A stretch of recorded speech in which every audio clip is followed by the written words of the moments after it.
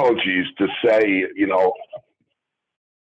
I use simple analogies to say that I can, I will, I must, I will not fail. That sets my day every day, right? We're going to have objections. We're going to have disappointments, but that's anything in life. You need to have the vision of where this is going in order to take action, right? If you can realize that you work this business for a year or 18 months, 24 months, and you could have your pay on auto ship. Julius, I always say, right? It's if it is to be, it's up to me. That's It it. starts with me. It starts with you, and I think you have that same perception or that same rule of law, Julius. Can you Yeah. elaborate on that a little bit? Yeah, one of the things that I always realized was that, and many of you, we have entrepreneurs and folks who work on the call, but each day when I get up, I get up and I began to paint the picture for my day. I think it's important to paint the vision for your day because, I remember years ago, I actually was working with my mentor, and he said to me, he says, Julius, look, I'm going to put you in position to have success. I can put you with $1 billion company, but it's not my responsibility to make you successful.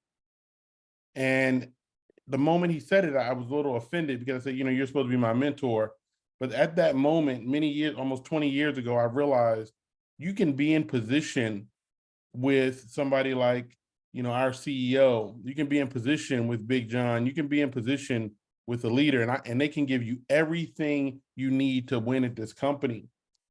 But Big John, what I realized was at the end of the day, I got to look in the mirror every day. And the person in the mirror has to be committed to getting to that if for me at the time, I remember I was just trying to get to, $150,000 a year, right? I was a young, just trying to get to a certain point. But now you can have Think Energy that could change your life and your generation's life, your grandkids' life, but at the end of the day, you got to wake up in the morning and you got to make that decision, and nobody can make that decision to be successful but you. 100% accurate, Julius. I can remember when I first started Veridian. It was my first network marketing company. I didn't know anything about it. I didn't know about the team aspect. I didn't know about following a duplicatable system. I was just ignorance on fire. And I look back to that day and I wonder, why was I successful? Well, I believe it was a couple of reasons. I had a burning desire. I had an inner challenge watching others become successful, watching others walk across that stage. And I said, you know what? They're great people, but they're no better than me. Why can't I have this? Why can't I make this type of money? Why can't I have this time freedom, which to me is the most sacred thing anyone can have, is that time freedom to live life on your terms. And I wanted that, Julius. I wanted it so bad I could taste it. And really, I look back also and I say, I had a lot of rejection, surprised rejection from the people closest to me in my life. People I've helped get jobs in my family, jobs that were over $100,000 a year through my connections. And they were the ones that told me no. And Yeah. it just made me drive harder, Julius, right? Because we're all going to experience these rejections. Nothing comes easy in life. Nothing comes easy in business. So it really comes down to, how deep is your why? How deep is your burning desire to be successful? And the people that have that mindset will ultimately become successful, no matter how much adversity they have to face. And Big John, when was the moment? I always think about that moment when I call it the switch, right? And I think I call it the why switch, because the moment you really have a reason big enough, and I used to tell this story that imagine that you're in a building, and I used to tell this story, and people be like, "Whoa, that's a heavy one, Julius," but you're looking across at this other building, and the building is on fire. and you got to walk across and you see this on fire, and somebody you love is on the edge of that other building. And the moment you see them over there, you're like, oh my gosh, I have to do it. You're not paying attention to anything around you. There's a bridge that goes over, and you run over there to get your loved ones, and you go to help them. And at that moment, you're not thinking about anything else. You're not thinking about what you got on. You're not thinking about what's happening tomorrow. You're not thinking. And I call that your why switch, because when your why is so big that nothing around you matters. When was that moment for you? Because I feel like that moment, when that happened, it changed my life in my previous company. I didn't care who told me no. I didn't care who talked about me. I didn't care, because I realized there's only 1 or 2% of people who are at the top. And those people's why is so big. Their reason is so big. They don't have the luxury of thinking about what other people think. And I think every leader's been through that. You've had that moment where you said, I'm in because I see what's about to happen, and it's not going to be for the masses, because the masses won't keep going. But Big John, when was the moment when, because, when you're walking across stage, all the success is done in the dark, right? People don't see the calls. They don't see you up in the morning.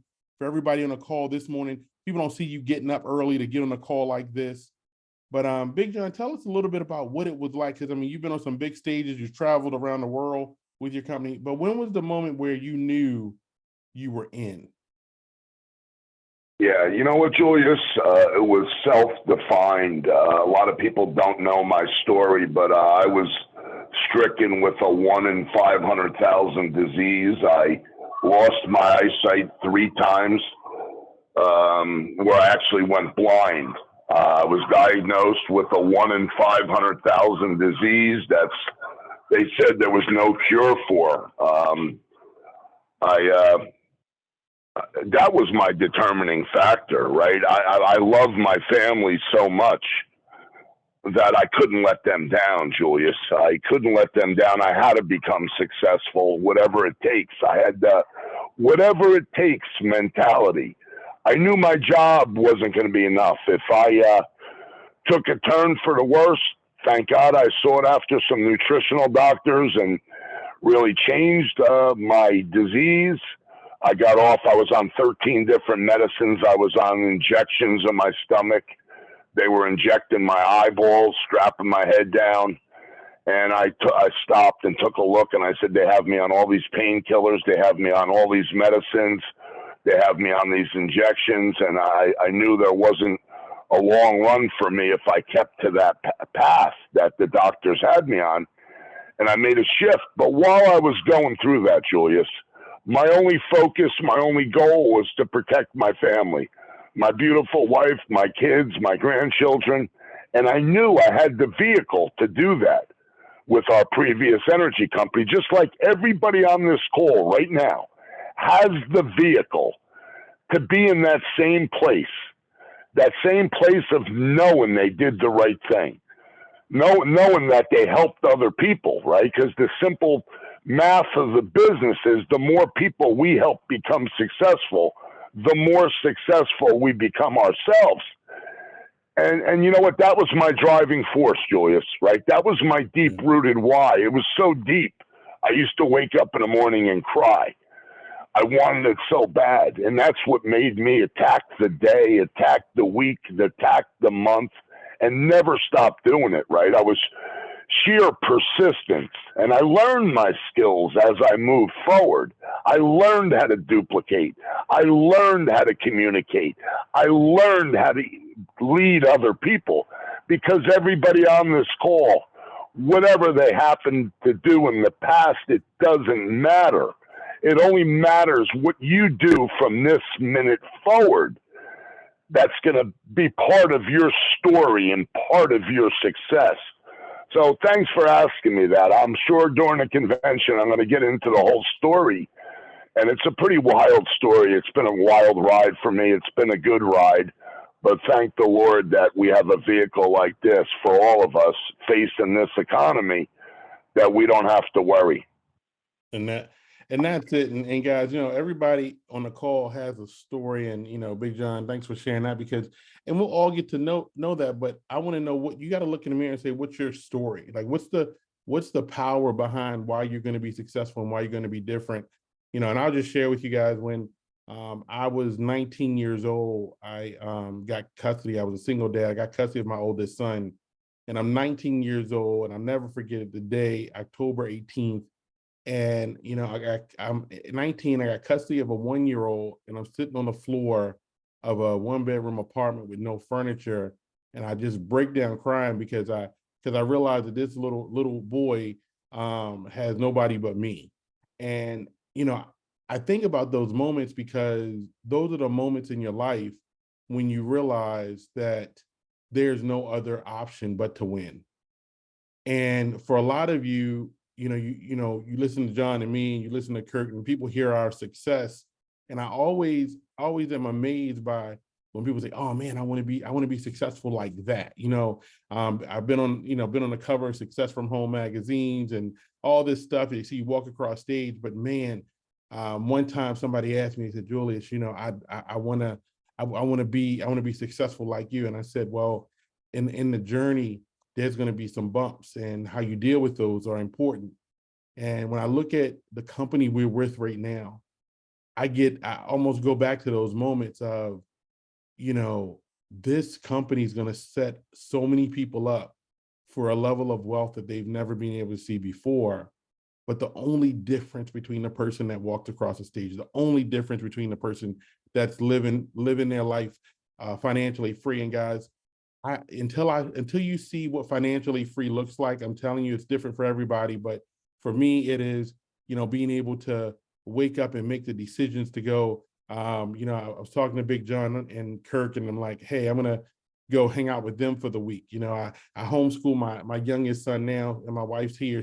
Everybody works from home, and so I'm like, we can get up today and go hang out with them, and we can get up and go and do the things we want to do.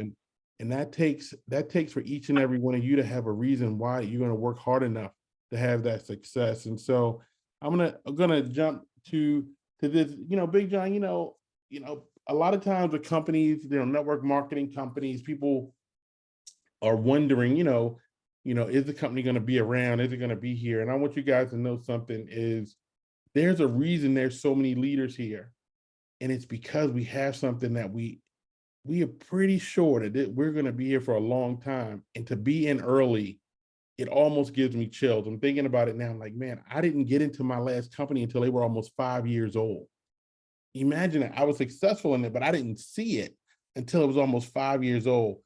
And all of you on the call are at a place where you have to, if you've not had success before, if you've not been able to be successful in something you've done before, right now it's trusting the leaders. It's just at a point where there's somebody that you have to trust. If you've never seen a check coming in your mailbox while you're asleep for 10, 20, 30, 40, 50, $60,000. My last company, I think our top earner made $1 million a month.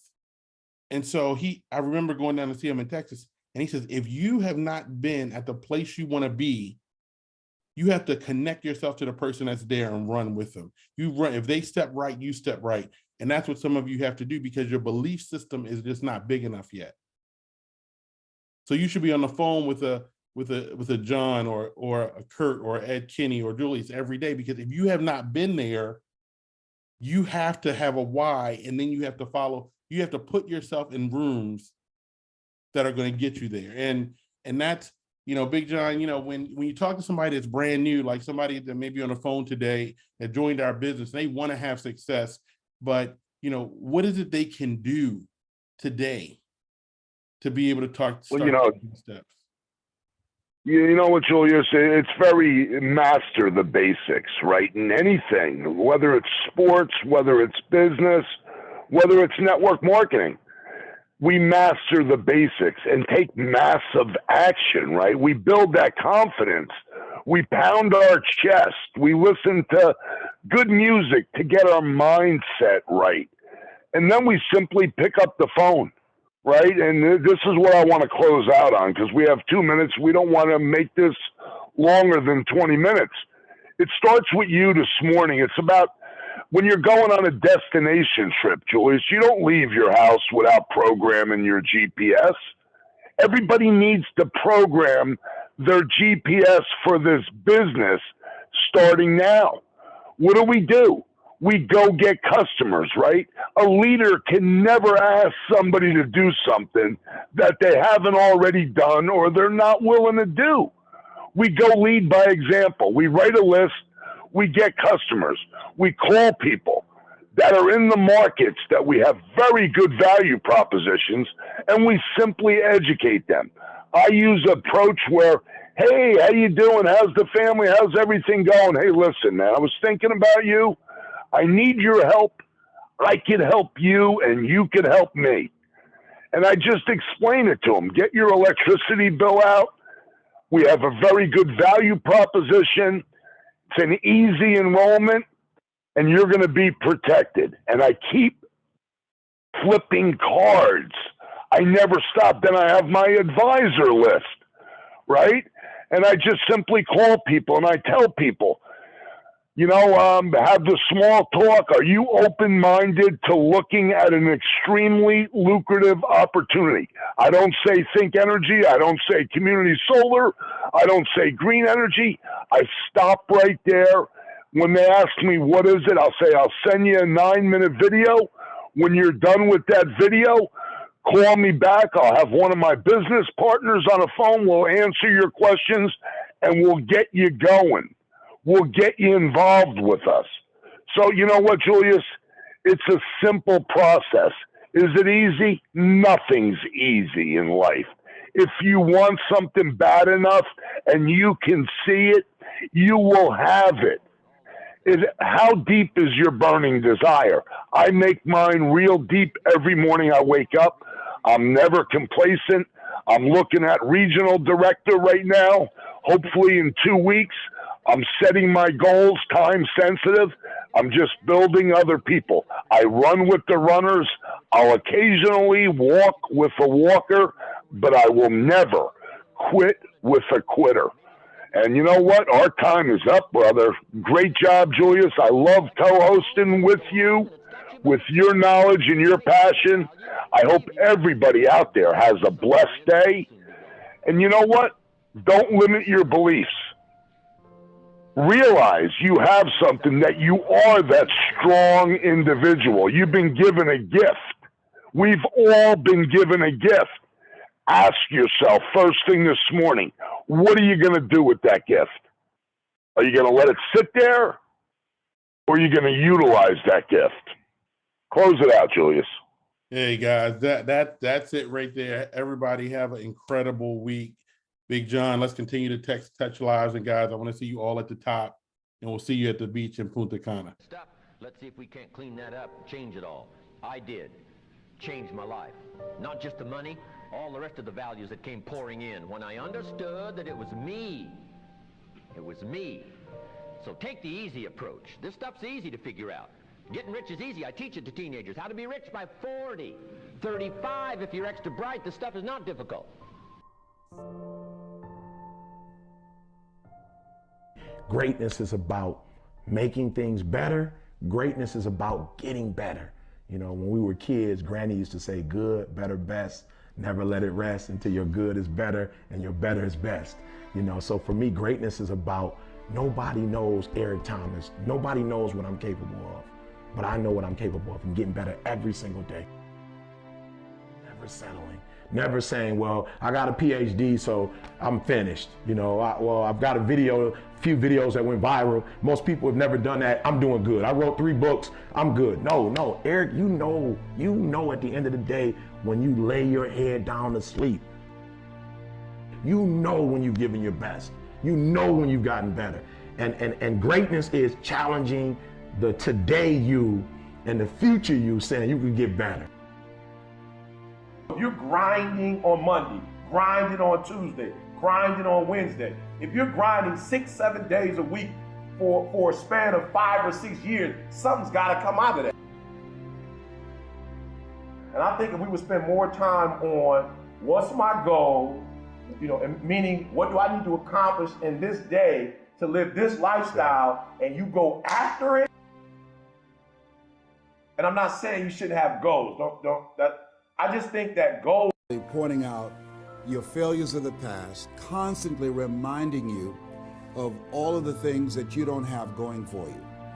I'm reminded of the story of two little boys that were playing on some ice during the winter. And as they got further out on this ice, one fell through the thin ice. And so the little fellow that was still on top of the ice, he was trying to save his little buddy. And he couldn't reach him. He was trying to pull him. He could see him through the thin ice as he got further away from him, struggling. And he couldn't reach him, and he was trying to break the ice, and he couldn't do it. And he looked around, and he saw a tree in the distance, and he ran, and he got up on the tree, and he pulled and broke down an enormous sized branch, and came back and savagely began to beat that ice, and broke it, and miraculously, he saved his friend. And when the paramedics came, and they were able to revive this little boy, they were scratching their heads. They're trying to figure this out. Said, how could this little pruny fellow go up in a tree and break off a branch this size and then come back and beat and break the ice and save his friend? They thought it was just miraculous. It was baffling.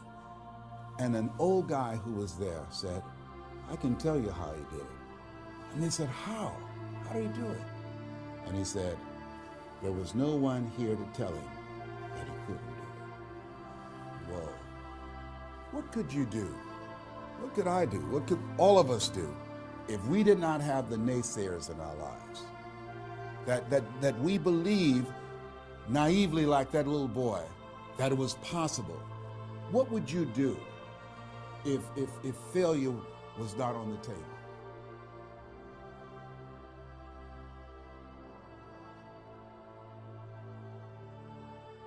Well, guys, have a great day. Have a successful day, and I'll talk to you all soon. Bye-bye.